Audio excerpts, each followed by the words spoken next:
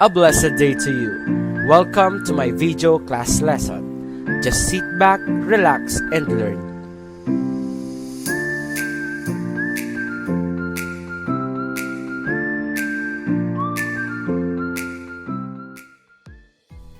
In this video, we will be able to talk about the elements and compounds.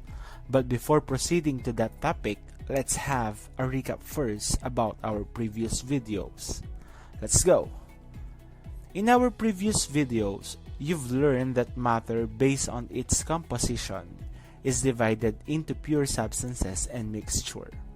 You also learned that saturated solution is solution with a solute that dissolves until it is unable to dissolve anymore, leaving the undissolved substances at the bottom, and an unsaturated solution is a solution with less solute than a saturated solution that completely dissolves, leaving no remaining substances.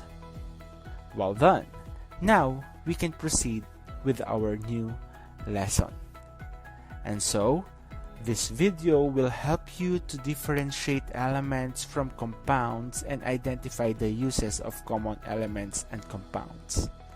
So now, what is an element? And what is a compound?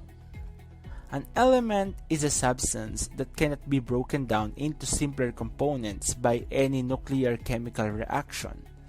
An element is uniquely determined by the number of protons in the nuclei of its atoms.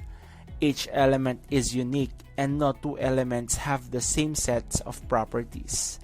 Some are in the same state, but they have different properties. Some elements are metals like iron, gold, and silver. Others are nonmetals like nitrogen, hydrogen, and oxygen.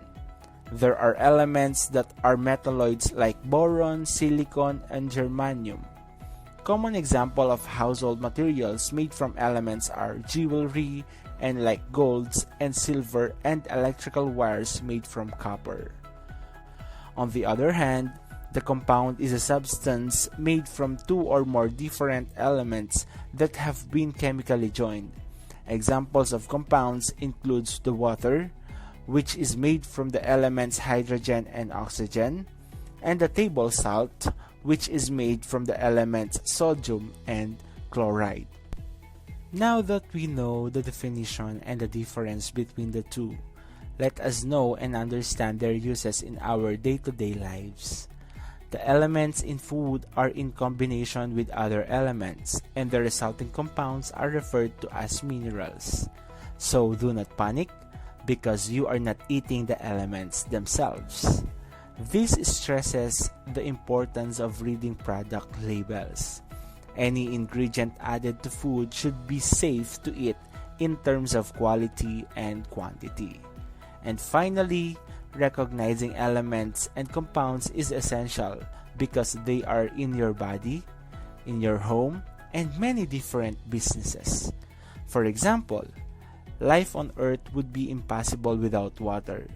Human life also depends on the presence of oxygen in the atmosphere. Oxygen and water are just a few examples of elements and compounds that human needs in order to survive. That's the end of our discussion. I hope you've learned. Thank you for watching.